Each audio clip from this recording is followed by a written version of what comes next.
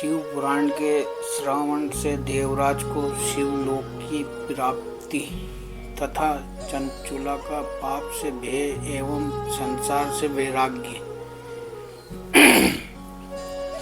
आज ये कथा रहेगी। श्री सोनक जी ने कहा, महाभाग सूत जी, आप धन्य हैं, परमार्थ तत्व के ज्ञाता हैं। आपने कृपा करके हम लोगों को ये बड़ी अद्भुत एवं दिव्य कथा सुनाई है। भूतल पर इस कथा के समान कल्याण का सर्वश्रेष्ठ साधन दूसरा कोई नहीं है। ये बात हमने आज आपकी कृपा से निश्चय पूर्वक समझ ली। सूत जी, कलयुग में इस कथा के द्वारा कौन कौन से पापी शुद्ध होते हैं, उन्हें कृपा करके बताइए और इस जगत को कृतार्थ कीजिए। सूत जी बोले,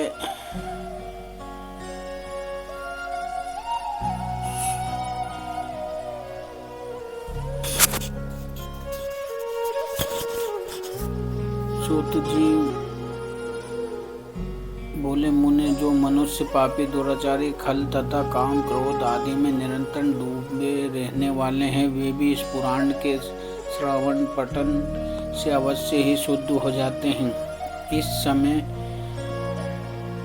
इसी विषय में जानकर मुनि इस प्राचीन इतिहास का उदाहरण दिया करते हैं, जिसके श्रवण मात्र से पापों का पूर्णतः नाश हो जाता। पहले की बात है, कहीं किरातों के नगर में एक व्यक्ति रहता था, जो ज्ञान में अत्यंत दुर्बल, दरिद्र, रस बेचने वाला तथा वैदिक धर्म से विमुख तथा वो स्नान, संध्या आदि कर्मों से भ्रष्ट हो गया था और वेश्यावृत्ति में तत्पर रहता था। उसका नाम था देवराज। वो अपने ऊपर विश्वास करने वाले लोगों को ठगा करता था,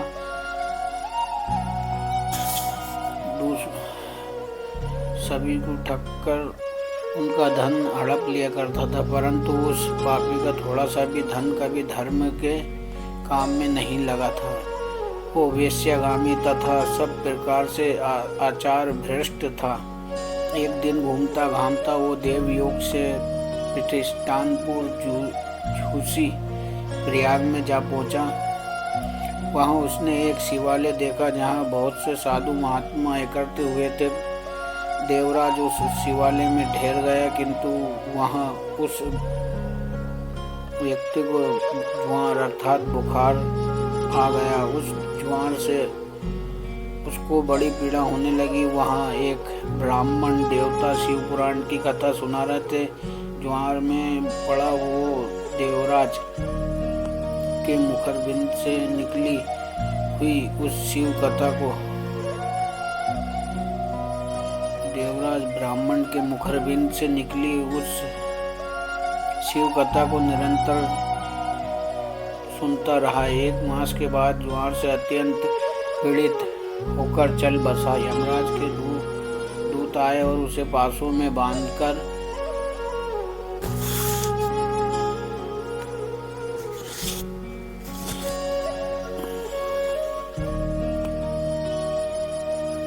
बलपूर्वक यमपुरी में ले गए।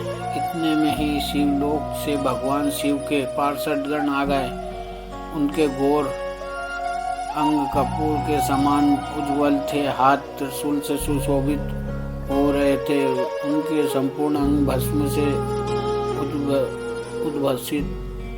उद्भसित थे और रुद्राक्ष की मालाएं उनके शरीर की शोभा बढ़ा रही थी। वे सब के सब क्रोधपूर्वक यमपुरी में गए और यमराज के दूतों को